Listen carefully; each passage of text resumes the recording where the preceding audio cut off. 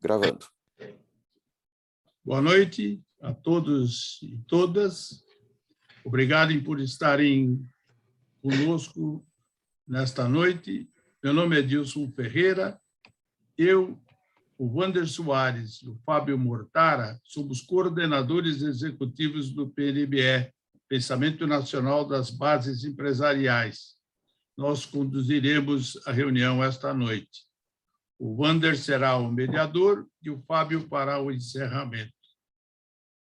O conteúdo deste evento certamente trará importantes informações para todos nós sobre um dos maiores problemas do Brasil, que é a grande desigualdade social, as causas legais dessa desigualdade e os entraves ao desenvolvimento. Para tratar deste assunto, agradeço muito a presença do professor José Pastore. Obrigado por estar conosco esta noite, professor, compartilhando sua vasta experiência na área trabalhista, na área econômica e social, e principalmente o seu profundo conhecimento das necessidades do nosso país. Neste momento de tanta incerteza e tanta falta de informação confiável, será muito bom contar com a sua balizada opinião. Logo mais, o Wander fará a apresentação formal do nosso ilustre palestrante desta noite e também será o mediador do evento. Ele administrará a importante parte desta reunião, quando serão feitas as perguntas dos senhores e, naturalmente, os comentários que os senhores terão a respeito do assunto que está sendo tratado. Eu agradeço o apoio do Instituto Cordial pela administração técnica da webinar, da FECAP, que é uma parceira do PNBE no projeto Liderança Empresarial Cidadã, e da Confederação Nacional de Serviços. Quero aproveitar agora para fazer uma breve apresentação do PNBE.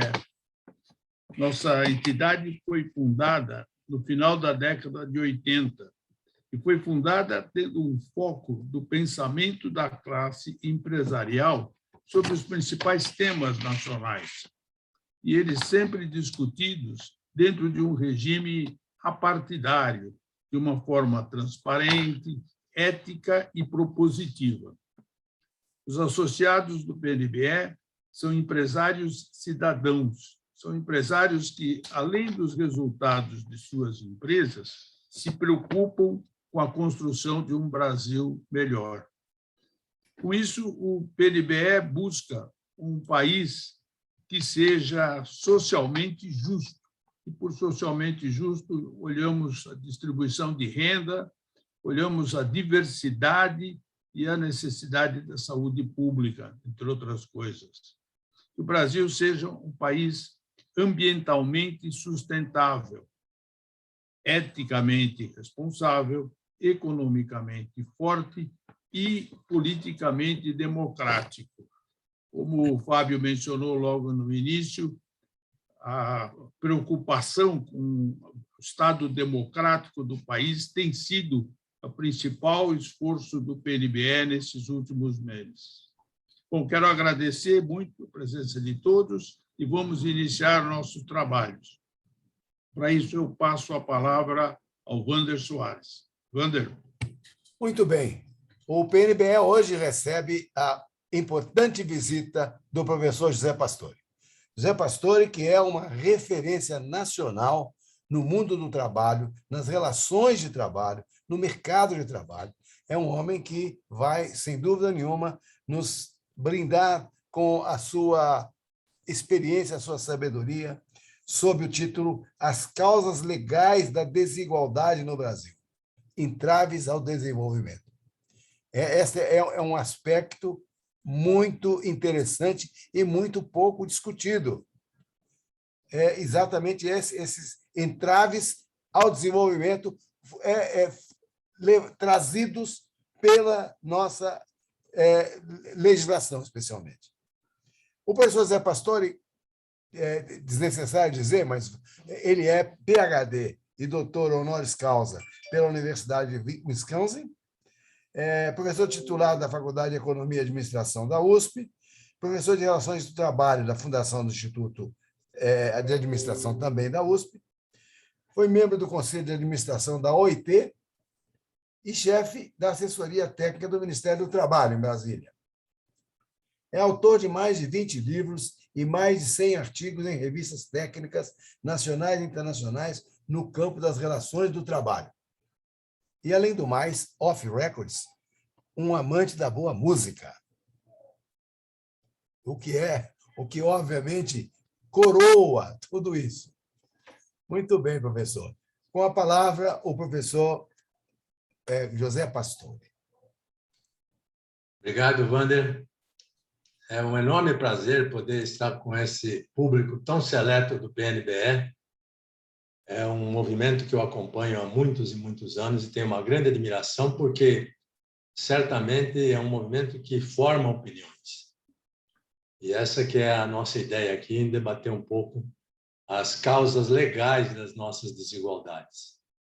Eu queria começar dizendo que é lugar comum agora na imprensa, em toda parte, dizer que as nossas desigualdades aumentaram muito com a pandemia, né? Desigualdades entre ricos e pobres, trabalhadores e desempregados, homens e mulheres, brancos e pretos, e assim por diante. E é um lugar comum também na imprensa dizer o seguinte, que as nossas instituições do Brasil, que seguram a democracia, funcionam bem e garantem o processo democrático. Não há dúvida que a pandemia fez um grande estrago social e também um estrago econômico para todos nós no Brasil. Isso é indubitável, né? Vamos precisar de muito trabalho para poder superar esse cataclisma trazido pela pandemia. Mas eu queria tocar aqui num outro aspecto que também é muito mencionado na imprensa. Será que as instituições funcionam bem mesmo? Será que elas funcionam para reduzir a desigualdade? Ou será que elas funcionam para grupos e, portanto, acentuam a desigualdade? Nós não podemos ignorar que muitas das nossas desigualdades vêm da própria economia, da própria história, do legado, mas há muitas desigualdades que vêm das leis, que vêm das nossas leis. Parece um pouco absurdo, né, dizer que o Brasil está repleto de leis que induzem a desigualdade. São as desigualdades legais, né, porque elas são garantidas por lei. São leis que os economistas modernos chamam de leis extrativistas. Por quê? Porque elas extraem o sangue dos mais fracos para privilegiar os mais fortes, extraindo o dinheiro dos mais fracos, evidentemente. Eu vou dar exemplos de leis desse tipo no Brasil. Vou começar de leis e de temas que caem no campo do Poder Judiciário. Como todos sabem, o Poder Judiciário tem muita autonomia aqui no Brasil. Até faz o seu próprio orçamento, não é? Eles decidem a sua própria vida. E eu queria dar alguns exemplos de ações do Poder Judiciário que premiam descaradamente os seus integrantes, que são os magistrados e os servidores. À custa do quê? À custa dos recursos da coletividade.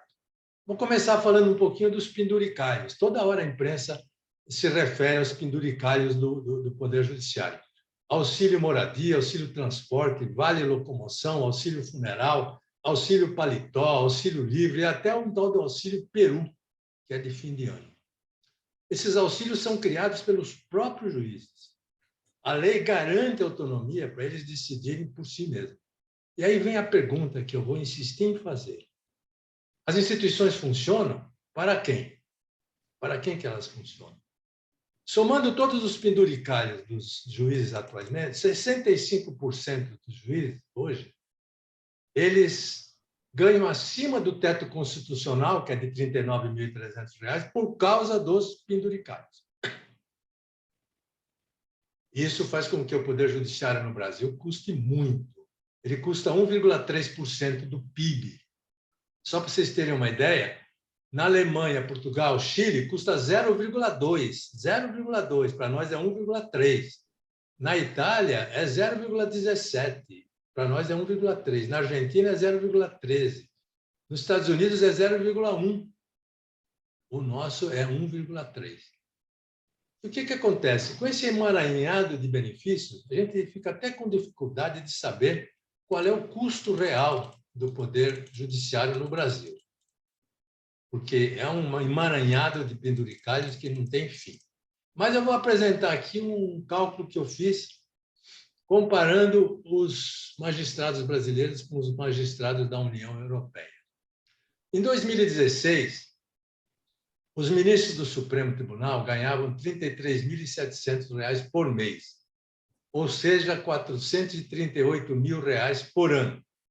Isso dava 122 mil dólares.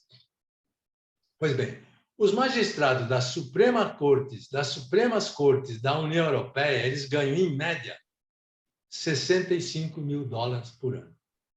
Os nossos ministros ganhavam 122 mil euros por ano, perdão, estou comparando euros. Então, o da União Europeia ganha 65 mil euros. Os brasileiros ganham 122 mil euros. No início da carreira,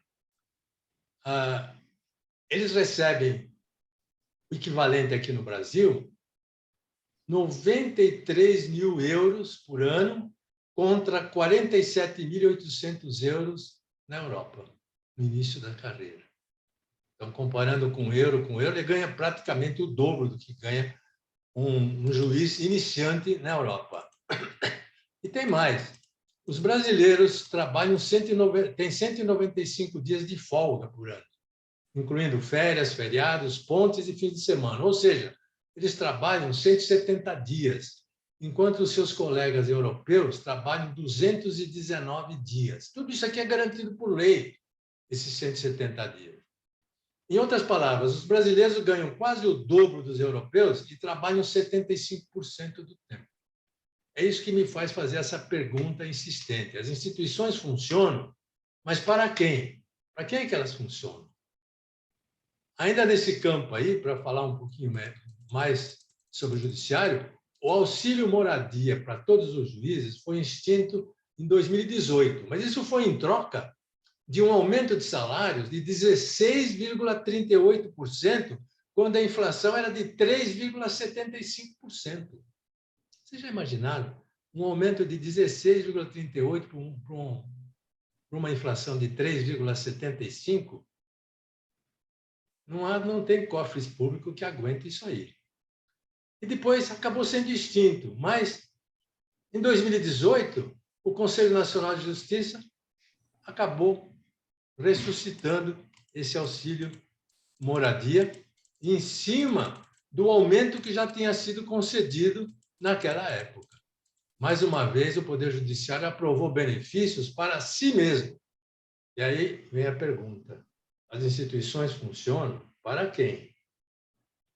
Teoricamente, as deliberações de todas as instituições deveriam ser respaldadas por lei, mas no Poder Judiciário é diferente. Os próprios juízes, eles decidem se eles merecem ou não merecem os benefícios que eles se autoconcedem. Agora, há pouco tempo, o Poder Judiciário foi criado um tal de auxílio permanência, que permite ao juiz receber 43.300 mensais, bem acima do teto, toda vez que ele se aposentar um pouco mais tarde, ou seja, não se aposenta exatamente naquela data que a lei garante. E assim, o que acontece com a justiça em geral, no âmbito federal, vai se reproduzindo pela justiça dos estados. E as coisas são incríveis o que acontece no Brasil. Em 2017, o Tribunal de Justiça do Rio de Janeiro ele estimou gastar 5 milhões de reais até 2021 para instalar e manter uma academia de ginástica para os magistrados, fazer exercícios de pilates, spinning, alongamentos, musculação, yoga, jump, boxe inglês, boxe tailandês, artes marciais, defesa pessoal, está tudo lá no memorial descritivo dessa academia, que felizmente não chegou a ser construída por ter sido vedada pelo Conselho Nacional de Justiça. Mas tudo isso era garantido pelas decisões do Poder Judiciário, que tem a plena autonomia para fazer essas coisas aí. E aí vem a pergunta: as instituições funcionam para quê? E a magistratura, apesar de todo esse acúmulo de benefícios, ela não consegue se saciar no seu apetite. Muito recentemente, o Conselho Nacional de Justiça, vejam só, aprovou um auxílio-saúde para todos os magistrados e servidores dos tribunais no valor de 10% do salário. Vocês imaginem o que isso significa no agregado. A justificativa é que os juízes e os funcionários estavam muito estressados com o Covid-19 e precisava ter um auxílio de saúde reforçado. Então, a gente pergunta, as instituições funcionam, mas para quem? Será que elas reduzem ou acentuam as desigualdades? Veja esse caso absurdo aqui, veja só. Para a locomoção da casa para o trabalho, os desembargadores do Tribunal de Justiça de São Paulo, que ganham mais de R$30 mil por mês de piso, praticamente, eles dispõem, para locomover da casa para o trabalho, de 1.300 carros com motoristas, enquanto um trabalhador informal que ganha R$1.000, por exemplo, ele gasta na condução, todos os meses, R$220. Ele fica com menos de R$800. Eles que têm R$1.300 também são aqueles que têm o maior salário. Tem condução, toda ela garantida com carro e motorista. Agora parece que diminuiu um pouco o número de carros, mas ainda continua esse privilégio, né? Quando a gente sabe que qualquer judiciário da Europa, o juiz vai de bicicleta para o trabalho, vai de ônibus, vai de metrô. Também nos Estados Unidos é assim. O único que tem automóvel nos Estados Unidos é o presidente da Suprema Corte. Então, aí a gente pergunta, as instituições funcionam, mas para quem? Para quem que elas funcionam? Essas distorções que são tão injustas, por incrível que pareça, no nosso país, elas são normatizadas e sacramentadas pela corporação que teria de zelar pelo império da justiça, que é a magistratura. É uma corporação realmente poderosa. E, além de poderosa, ela é temida. E, em grande parte, ela é poderosa porque ela é temida pelos governantes e pelos parlamentares.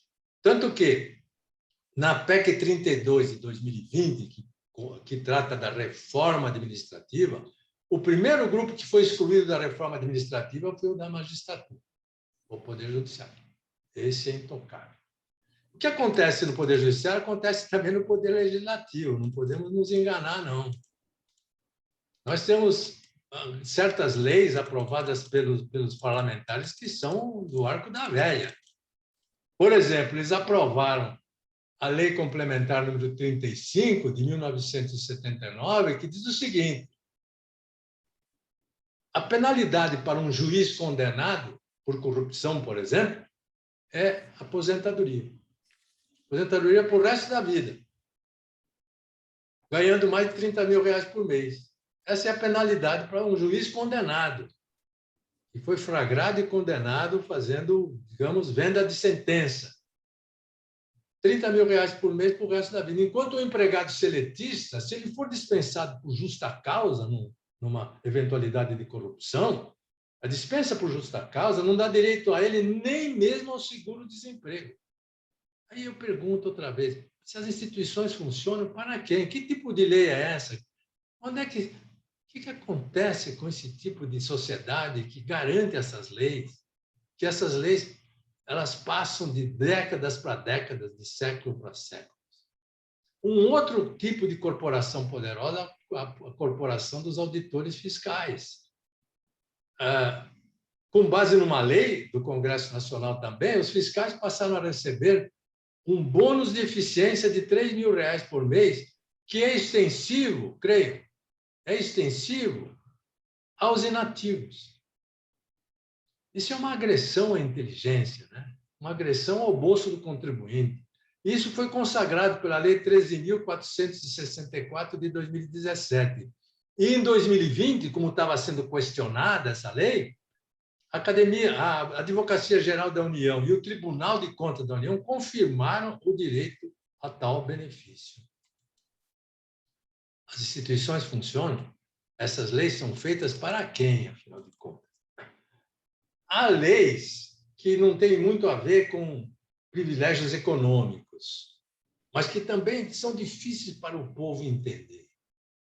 Com base na Lei 7.210, de 1984, a Susana von Richthofen, que foi condenada por ter mandado matar a mãe e o pai, ela é beneficiada por essa lei, que autoriza ela, todos os anos, sair do presídio no Dia das Mães e no Dia dos Pais.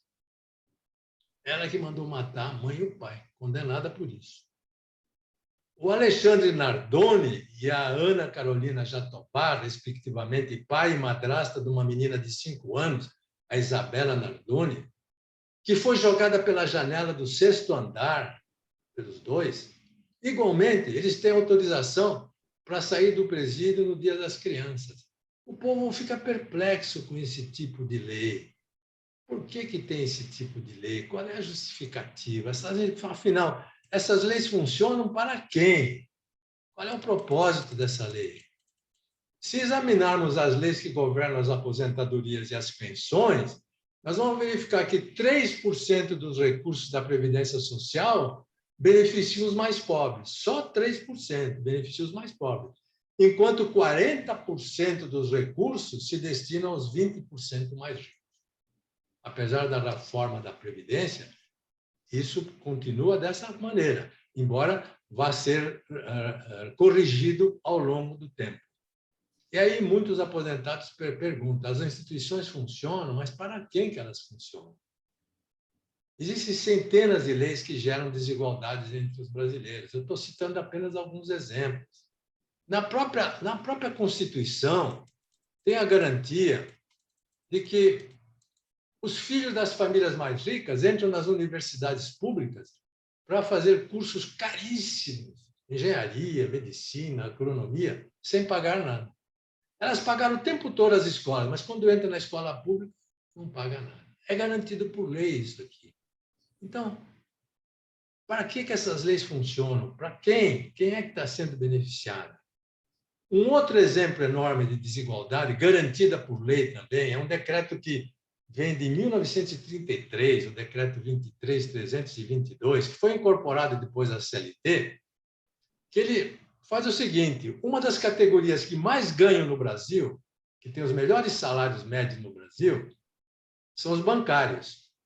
E essa categoria, por força dessas leis aí, trabalha apenas 6 horas por dia e 30 horas por semana. Enquanto todos os demais têm que trabalhar 8 horas e 44 por semana. Mais um exemplo. Por força da Lei 7.998, de 1990, um desempregado solteiro ganha o mesmo valor de seguro-desemprego do que um desempregado casado e que tem vários filhos, ou que tem pai e mãe para sustentar também. Por quê? Por que manter essa desigualdade? Esse que tem mais responsabilidade não tem que ganhar mais? Mais um outro monstro que cria privilégios e acentua as desigualdades. Com base em muitas leis, depois da Constituinte, foram criados mais de 1.000 novos municípios no Brasil, cuja maioria, na verdade, 90% desses municípios só consegue pagar os prefeitos, vereadores e servidores com recursos do povo, transferidos pela União e dos estados. Então, se você tem um município aqui de 5.000 habitantes, um outro município de 5.000 habitantes, por que você não junta? Por que não volta àquela união que existia antes? Faz uma estrutura só de governo, uma estrutura só da Câmara, de funcionários. Por que isso aí? Estão falando em criar mais estados no Brasil. Estão falando em criar novos estados lá no Nordeste. O mesmo Congresso Nacional, ele votou há pouco tempo, vocês acompanharam, 5,7 bilhões de reais para o fundo eleitoral para financiar suas candidaturas. Foi vetado, mas ficou ainda uma verba poupuda, além do fundo partidário, que é muito mais poupudo. E aí, em seguida, o Congresso Nacional votou o Código Eleitoral, que garante, primeiro, ampla autonomia para os partidos políticos para usar os recursos do fundo partidário e do fundo eleitoral como querem.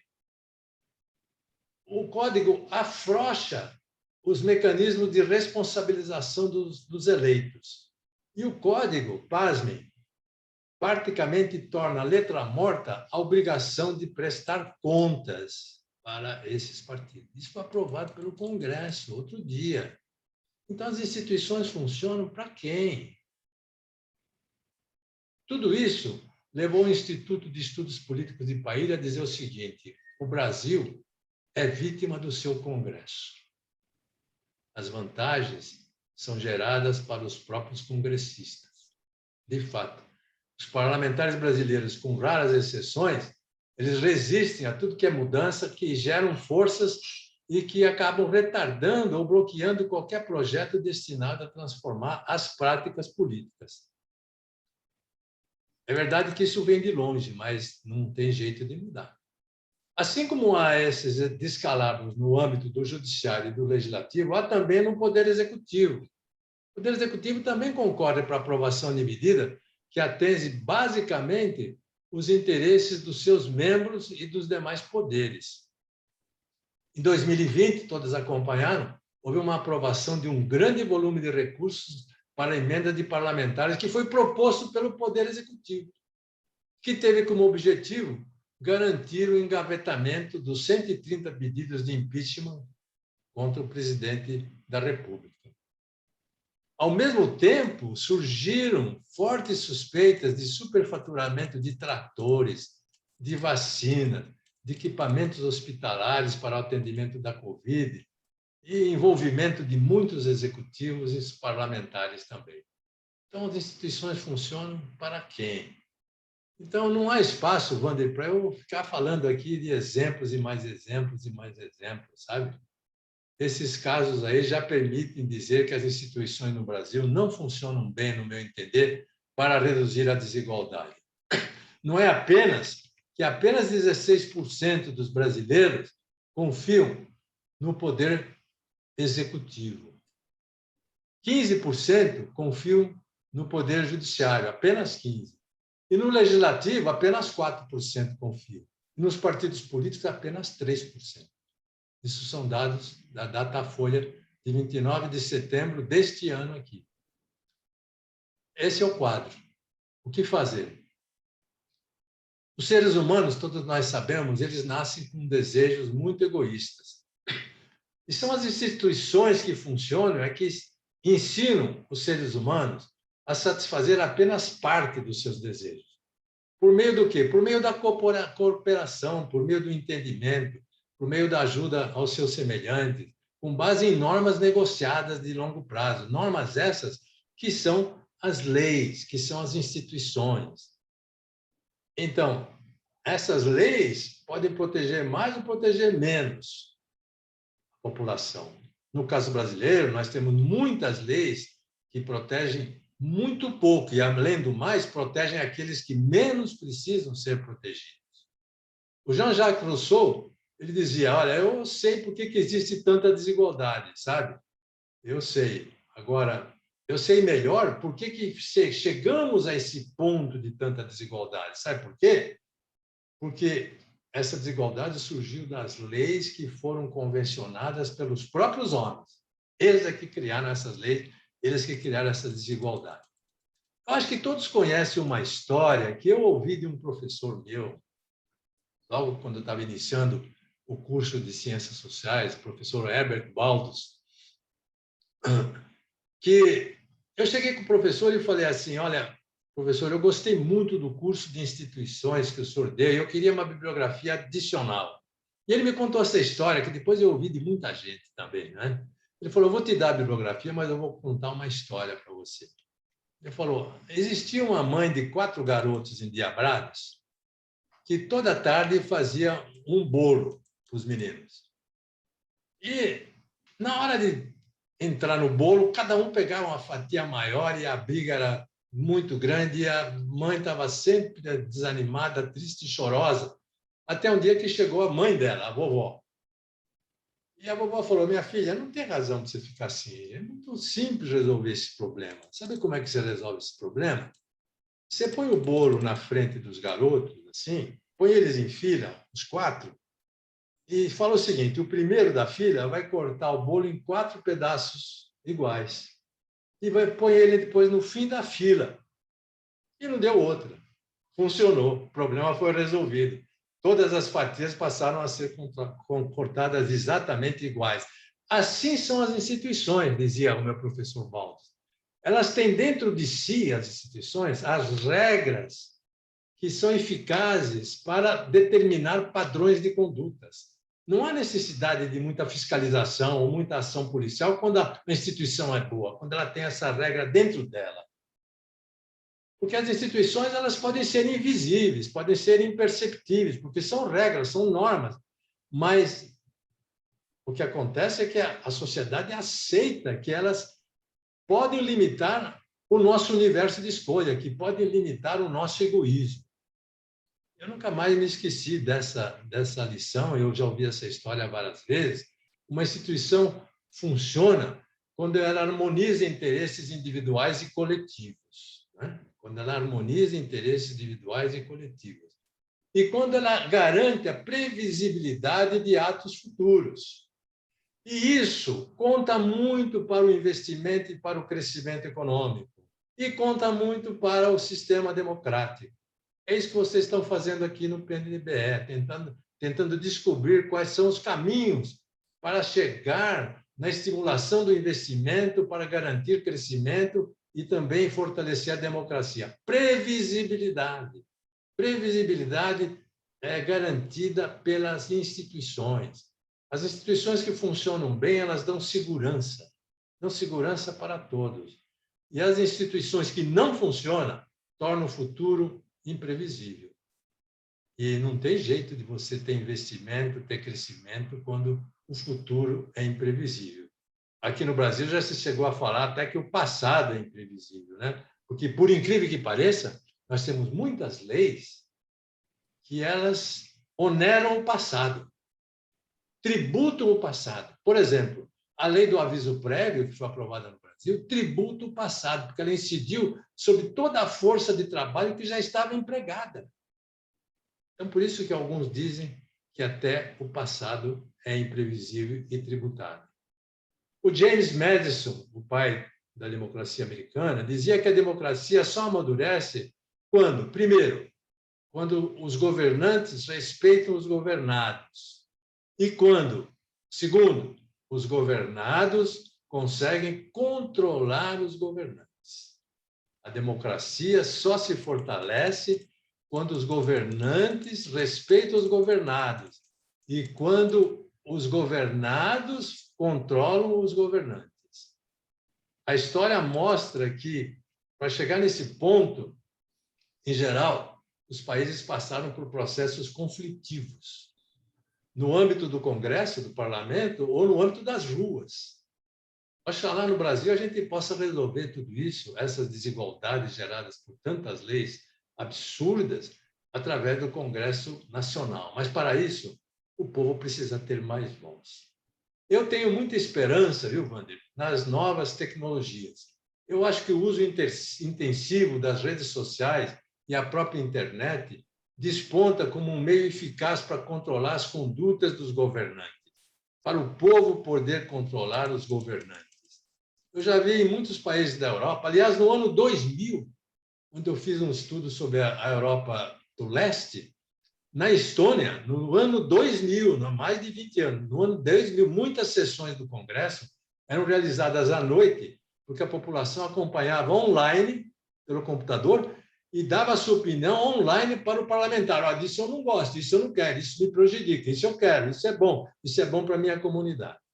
Tenho muita fé no aperfeiçoamento das redes sociais e o próprio uso da internet para o bem da democracia, para o bem de leis melhores. Eu acho que esse talvez seja, na atualidade, o método mais indicado para a gente ter os governantes controlando os governados. Perdão, os governados controlando os governantes. e fazendo os governantes respeitarem os governados. Essa também é uma esperança do Manuel Castells, que ele é um especialista em redes sociais e que ele mesmo diz que ele nutre uma esperança muito grande que as redes vão se aperfeiçoar no sentido de nós podermos controlar melhor os governantes. Eu dou o meu exemplo particular, que é micro, que é mini. Toda semana, eu reservo 4 horas por dia para enviar mensagem aos parlamentares que eu conheço ou que eu elegi. Ali eu digo tudo o que eu penso. Nessas 4 horas, eu digo tudo o que eu penso e dou sugestões quando eu posso. E quando eu encontro eles na rua, alguns até atravessam a rua, vão para outra calçada, mas eu não desisto, não. Faço isso toda semana, 4 horas por semana. É um trabalho de formiguinha. Mas assim são os passarinhos, né? Que vão se alimentando gota a gota, grão a grão. É isso que eu tenho a sugerir no momento para essa sofrida população brasileira. Muito obrigado pela oportunidade, Wander. Muito obrigado pelas suas palavras. Nós agora vamos entrar no momento das perguntas e dos debates.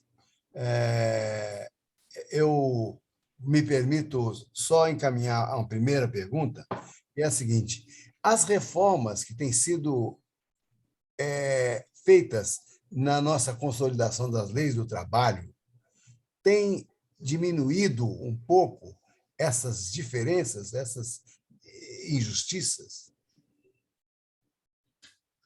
Wander, eu acho que a última reforma feita em 2017 foi um grande passo nessa direção.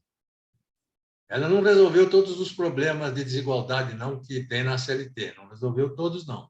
Mas ela foi um grande passo. Ela, por exemplo, ela fez com que as partes passassem a ser mais respeitadas na negociação, na medida em que aquilo que elas vierem a negociar prevaleça. É a sua vontade. Elas é que sabem o que elas necessitam. E quem impede para um juiz que não entende praticamente da realidade das partes, dizer para as partes o que é melhor de ser feito. O que é melhor de ser feito tem que ser respeitado, que é traduzido pela manifestação das próprias partes. Então, a prevalência do negociado sobre o legislado foi um grande passo. Um outro passo importante que teve aí foi naquela oportunidade que a nova lei dá para as partes entrarem num acordo pessoal quando há descontentamento entre elas. Por exemplo, muitas vezes o empregado está querendo sair da empresa, está querendo ser mandado embora, mas as verbas rescisórias são muito caras, são muito altas, e o empregador não pode mandar ele embora.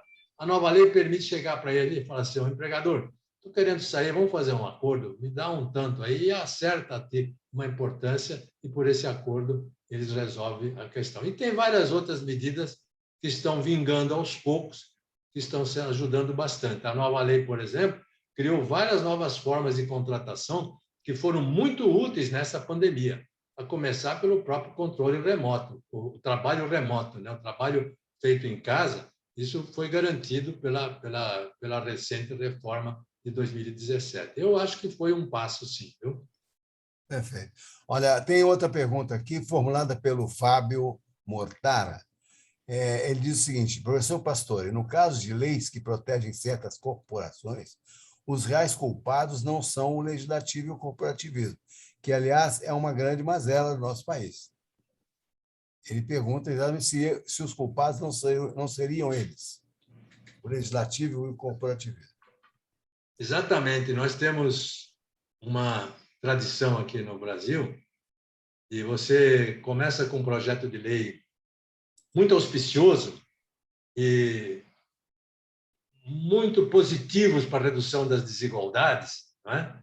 Depois, durante a tramitação, ele vai sofrendo tantas mudanças e os parlamentares vão sendo suscetíveis a tantas influências de grupos de interesses que acaba saindo um projeto que mais desiguala do que iguala.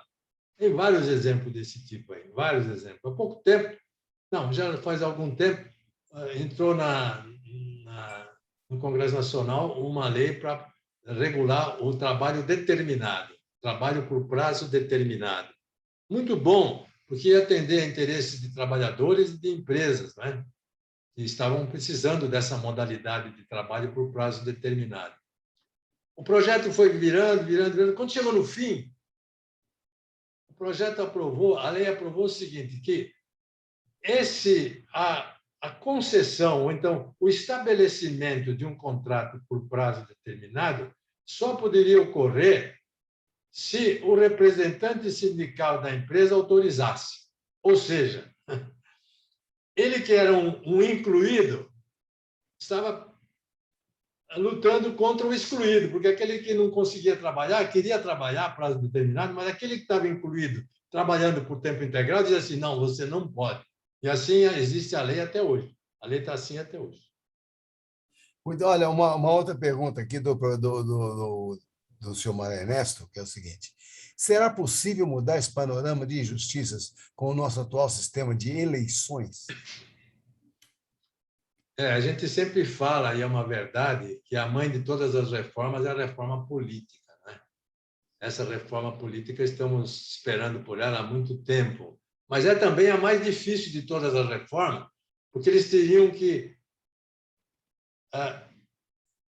aprovar leis, teriam que parlamentar contra os seus interesses, né?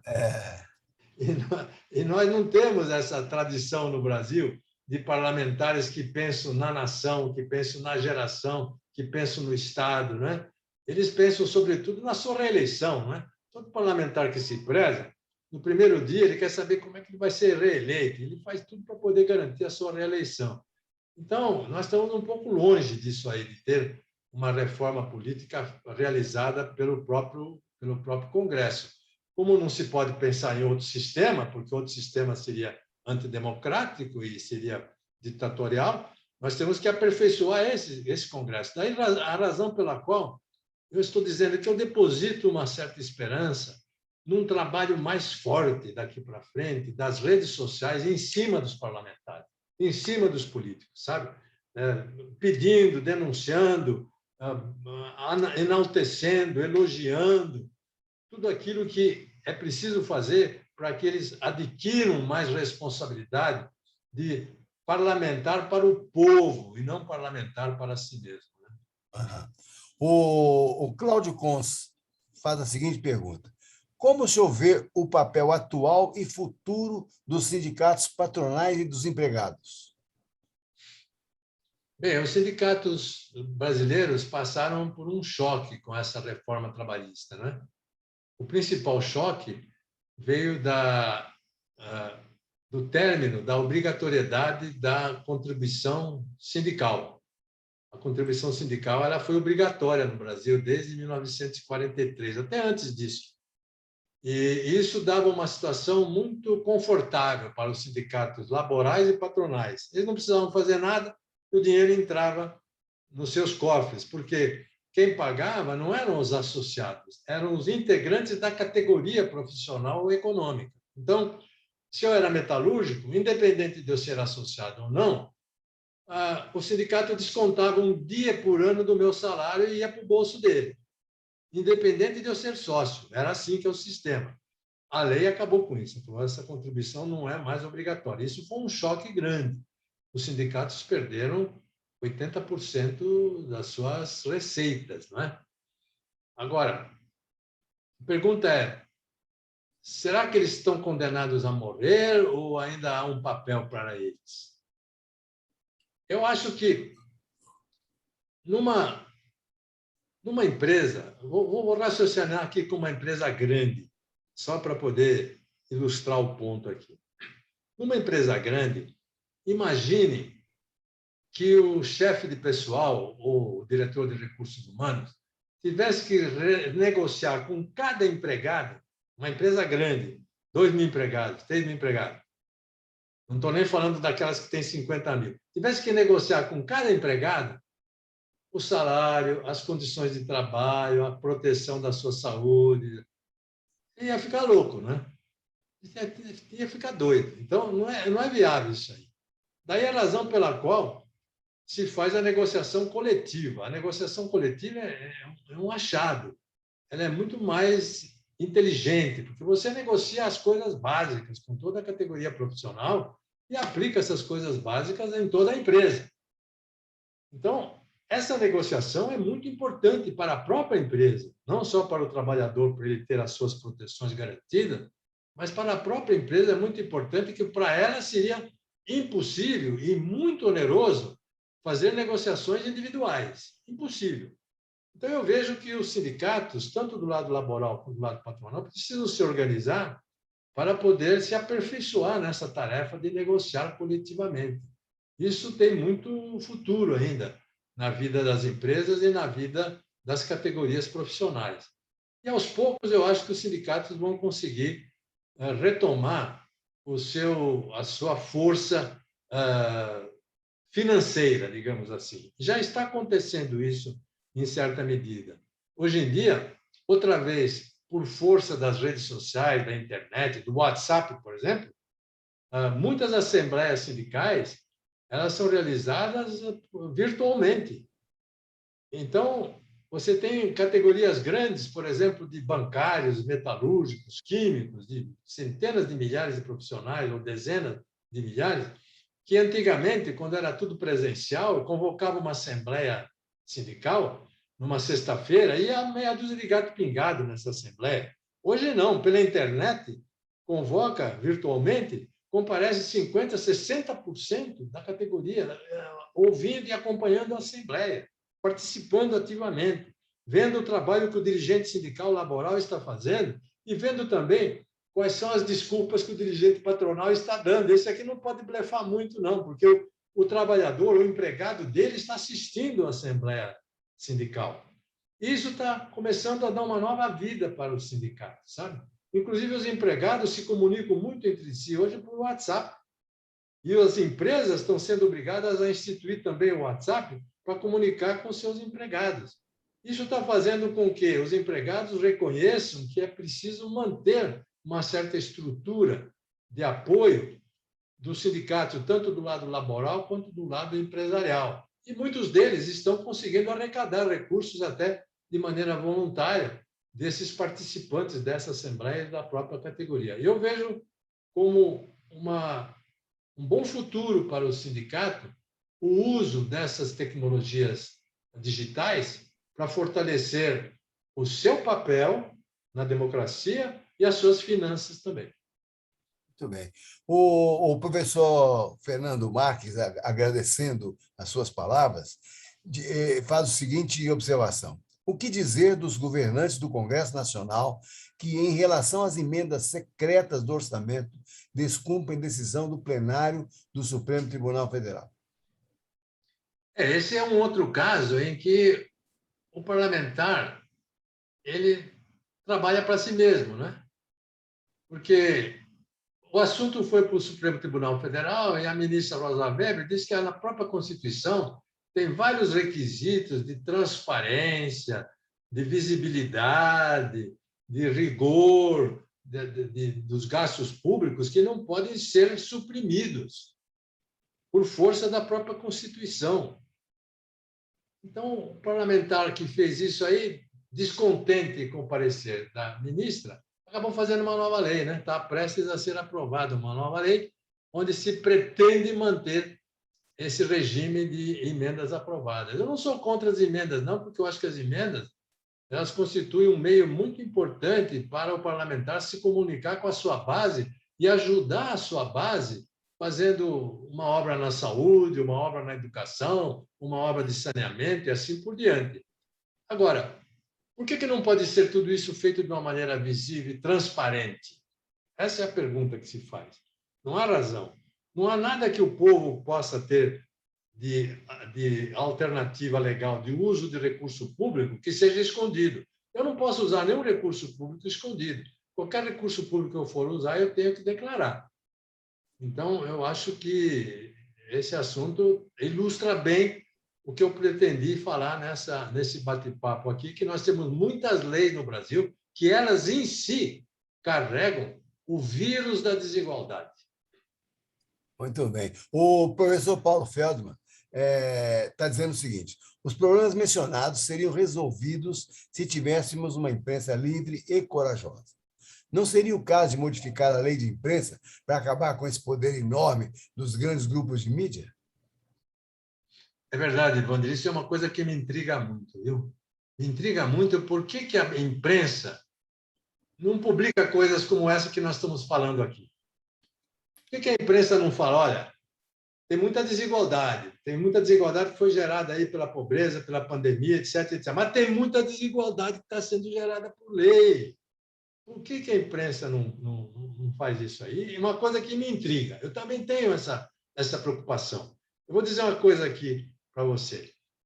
Eu publiquei alguns artigos nessa linha dessa palestra que eu fiz para vocês aqui, publiquei alguns artigos nos jornais, e um amigo meu que tem uma grande influência num importante jornal, ele disse o seguinte: olha, a gente precisaria estimular esse jornal para ele lançar isso com uma campanha permanente de trazer a público essas coisas que são geradas pela má lei, pela lei mal formulada, pela lei que é brutalizada, pela lei desigual. Ele falou, eu vou propor isso aí para esse jornal, tenho certeza que eles vão aceitar fazer uma campanha, ou então fazer quase que uma cruzada permanente, de publicar sempre, de uma maneira periódica, mas contínua, essas mazelas que são produzidas pelos poderes. E ele levou essa ideia para o jornal. Muito bom. Agora não recebeu nenhuma resposta. Oh, Isso me intriga muito também. Essa pergunta dele me intriga muito. É verdade. Bom, o Maranhense diz o seguinte: será que não poderíamos acabar com os tribunais do trabalho, que já foram importantes, mas hoje me parecem desnecessários? Aliás, eu queria acrescentar o seguinte: justiça do trabalho é uma jabuticaba também, né?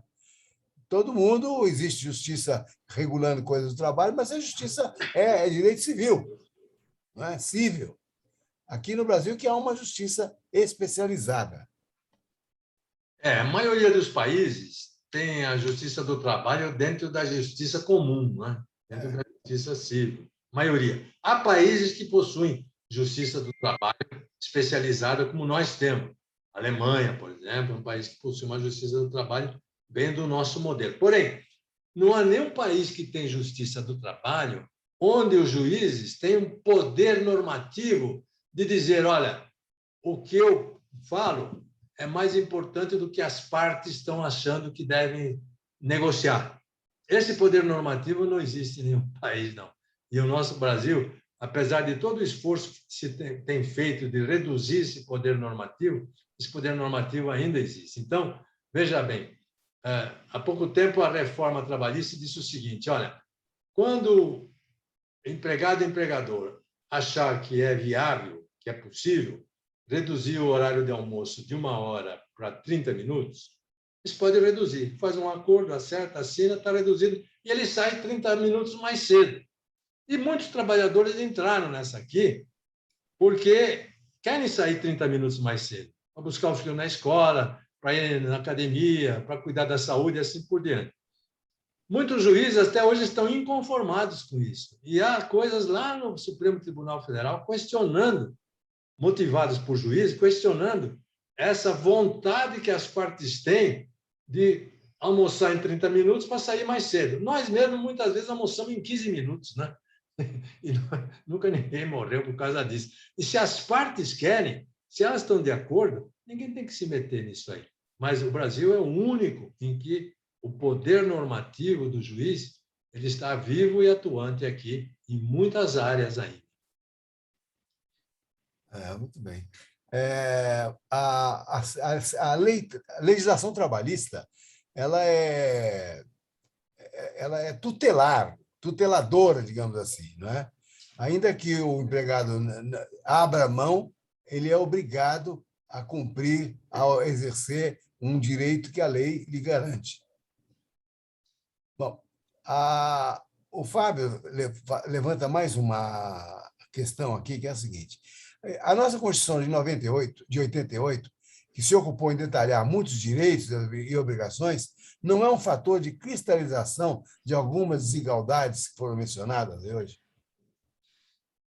Concordo 100% com o Fábio. Eu concordo 100% que na nossa Carta de 88, muitas desigualdades foram mantidas e foram até acentuadas. Por exemplo, essa que eu dei das famílias ricas está lá na Constituição.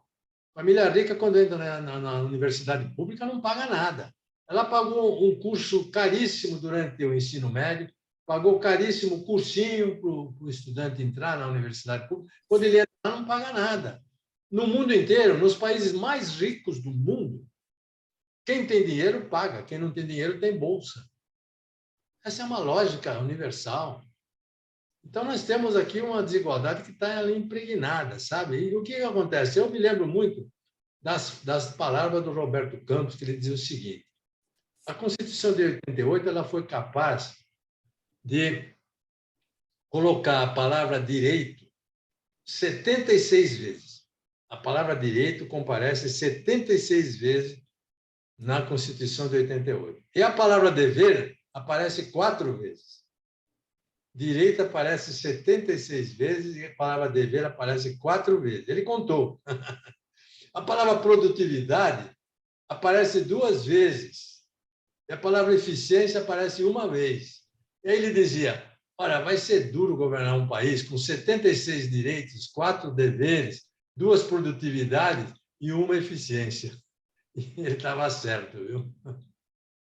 Temos muitos direitos e poucos deveres na Constituição. O Igmar Felipe diz o seguinte: professor Pastore, conforme sua explanação, quais seriam os passos imediatos para podermos fazer com que o Brasil reaja a essa letargia burocrática? Numa democracia, a resposta é óbvia, né? O primeiro passo é votar bem, né? E votar bem não é fácil, né? É difícil votar bem, porque a gente vota com aquela convicção e só descobre que errou o voto depois que o camarada tomou posse, depois que ele passou a agir, não é? A gente só descobre depois disso aí. Então, votar bem não é uma coisa fácil. É fácil de dizer. O Pelé falava que ninguém sabe votar, que precisa aprender a votar, mas não é fácil votar bem. Votar bem vai depender de muita educação política da população ao longo de todo o ano, de todos os dias, de todas as semanas, daí pela qual eu não sei se eu estou exagerando, eu estou pondo muita fé hoje na juventude, que está dominando essas redes sociais com uma facilidade incrível, né, que nós mais velhos não conseguimos dominar, para elas poderem atuar de uma maneira forte, uma pressão forte em cima dos políticos, para a gente poder votar bem.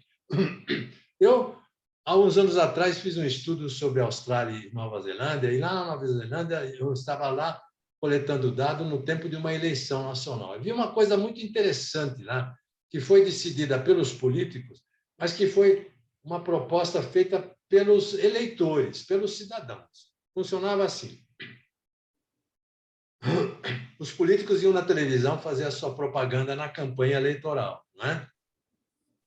O político que dizia: olha, eu vou criar 100 mil empregos novos, ele era obrigado a dizer como ia criar esses 100 empregos novos. Se ele não dissesse, o opositor dele, ou os opositores dele, no dia seguinte, iam usar o tempo dele na televisão para espinafrar com ele, porque ele falou que ia gerar 100 mil empregos e não disse como. O mesmo tempo ele usava para espinafrar aquele lá. Então, o que aconteceu? Diminuiu enormemente a demagogia.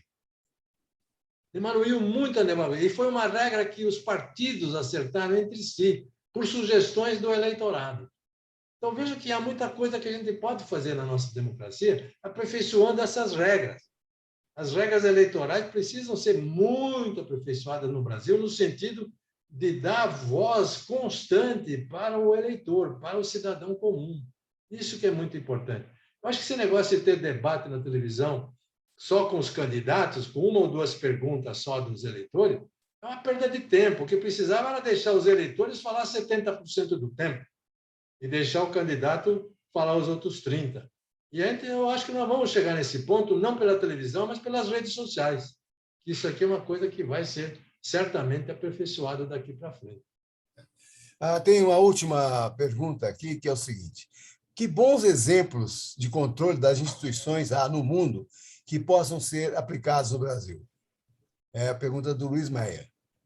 Veja, nas democracias mais amadurecidas, né, nós temos um controle muito grande da própria população em cima dos governantes, muito.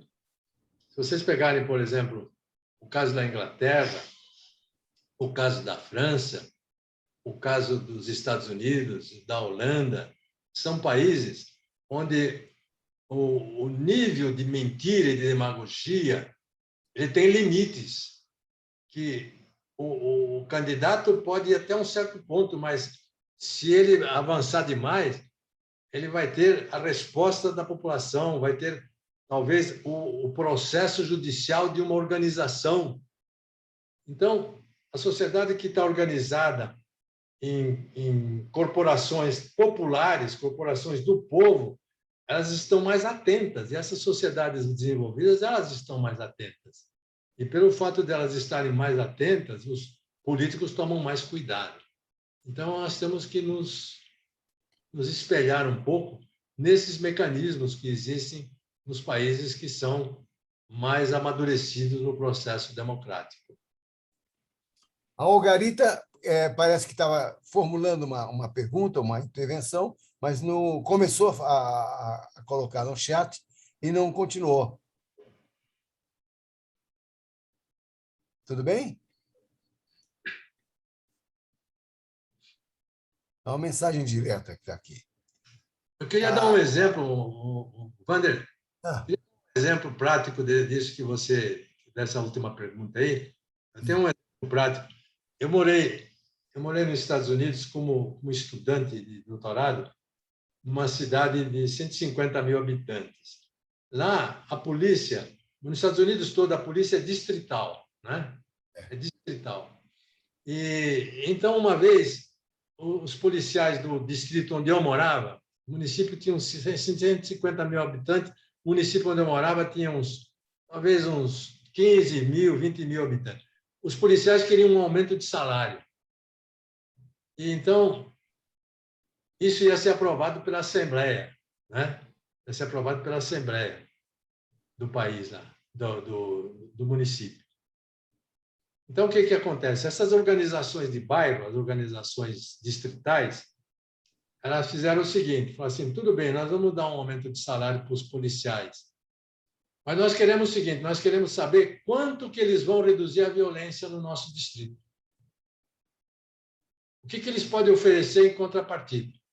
E aí houve uma negociação e estabelecemos um critério de redução de violência, incluindo desastres de trânsito, incluindo furtos, alguns roubos. Muito bem. Foi estabelecido um critério. Falou assim, muito bem, vocês acham que vocês podem cumprir isso aqui? Os policiais negociaram, falaram assim, não, é muito, está exagerado, vamos baixar um pouco. Tá bom, baixou. Estabeleceu um critério de redução da violência. Vai estar certo. Então, nós vamos acertar. Daqui 6 meses, se vocês realmente reduzirem essa violência nesse patamar, nós vamos conceder o aumento que vocês pediram. E assim foi feito. Você vê como o povo controla o governante, não é? Como é que ele controla através desses mecanismos, dessas instituições. O Dilson faz uma colocação aqui, que é o seguinte. Que tal uma reforma política para entrar em vigor em, digamos, 12 anos, não afetando os detentores atuais, né, dos benefícios? É o único jeito. O único jeito é fazer uma reforma deferida, né? Vai ter um vacácio reforma. Ou seja, para eles jogarem a casca de banana para daqui 10 ou 15 anos, né? É o único jeito, né? Aliás, reformas deferidas são usadas também em outras áreas. Por exemplo, a nossa reforma da Previdência teve alguns aspectos que foram deferidos, que vão entrar aos poucos, né? A reforma tributária seria também nesse sentido, de ser uma reforma deferida. Os países avançados usam muito esse sistema de fazer reformas que vão começar a valer daqui 3, 4, 5, 6, 7, 8 anos. para poder dar força. E também acabar com essa história de reeleição muito fácil, né? Acabar com essa história de reeleição, de limitar a reeleição, limitar mandatos e fazer com que o sujeito pense muito naquilo que ele tem de fazer para o seu cidadão e não aquilo que ele tem que fazer para a sua reeleição, né? Certo, certo. Olha, a Algarita Prado, finalmente apareceu aqui a pergunta dela. Ela está dizendo que agradece a sua participação maravilhosa e gostaria de ter suas considerações sobre o papel atual da mulher no campo do trabalho, naturalmente. A mulher é fundamental, né? Mulher está crescendo o papel da mulher, felizmente, no Brasil, né? Ainda não está no ponto que a gente deseja, mas a mulher é um elemento de controle muito grande na sociedade, sabe? Por exemplo, os projetos de renda mínima que existem no mundo, mais bem-sucedidos, são aqueles cujo mecanismo de transferência de renda é direcionado para a mulher. Ou seja, quando você passa a renda para a mulher dentro da família, a mulher controla melhor e o sistema tem mais sucesso. Isso foi provado praticamente no mundo inteiro. Você passa o recurso para o homem, o sucesso é menor. A mulher administra melhor. A mulher tem mais equilíbrio.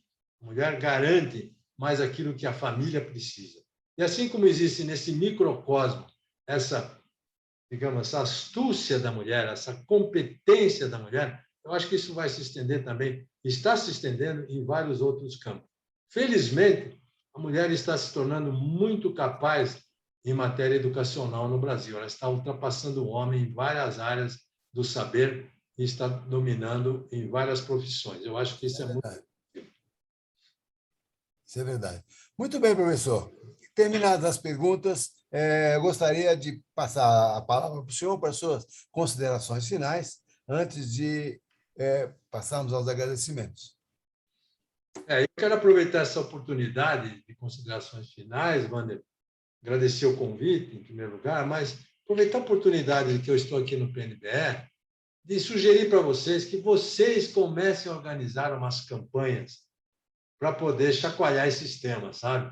Vocês comecem a divulgar essas coisas, comecem a organizar movimentos e seminários e palestras e publicações em jornais, em revistas, para mostrar que as nossas desigualdades legais precisam diminuir, não pode continuar do jeito que está. Precisamos fazer o nosso homem público a se dedicar muito mais ao público do que a si mesmo, sabe?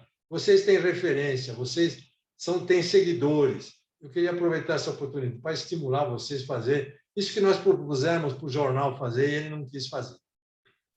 Muito bem. Muito bem, professor, nós agradecemos muito a sua participação e esperamos vê-lo outras vezes por aqui na nossa organização e com grande prazer.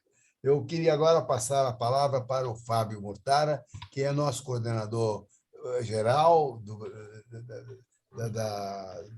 do PNBE, para as palavras de encerramento. Professor Pastore, muito obrigado pela sua inteligência, pelas muitas proposituras, principalmente pelas suas provocações tão importantes, né? Em particular essas das suas últimas palavras. Acho que o PNBE tem realmente essa tarefa de continuar atento, de continuar propondo, de continuar trazendo à discussão questões tão relevantes como essa, né?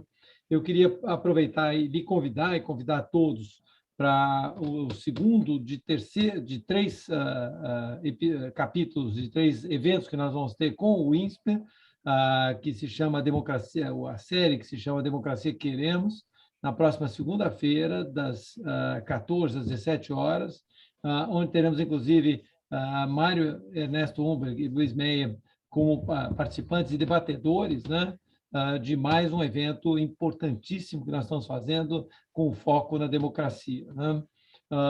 Agradeço muitíssimo a presença de todos e, enfim, lembro a todos que esse evento será minimamente editado e que ele depois estará disponível no YouTube do PNBE, assim como um maravilhoso acervo que nós temos de eventos todos focados na questão da democracia que queremos, com foco na democracia, né? e igualdade, aliás, desigualdade é, sem dúvida, um grande impedimento ao exercício pleno de democracia. Com isso, acho que formalmente encerramos o nosso evento e uma ótima noite a todos. Muito obrigado. Eu queria registrar a presença aqui de dois convidados, o Sami Cohen e a Ina Kong, pessoas queridas que estão aí nos assistindo, né? Muito obrigado. Dilson Ferreira com a palavra. Som, Dilson. Sim. Professor, em primeiro lugar, parabéns. Parabéns pela sua comunicação, pelo seu conteúdo e pela maneira simpática pela qual o senhor transmitiu todas essas informações tão importantes para o nosso grupo. Muito obrigado por ter estado conosco e conte com o PNBE para contribuir com as suas moções, contribuir com os seus objetivos, e as suas sugestões deixadas aqui para nós serão fruto de nossa atenção e de nossos próximos passos, com certeza. Muito obrigado. Eu que agradeço. Muito obrigado. Boa noite. Boa noite.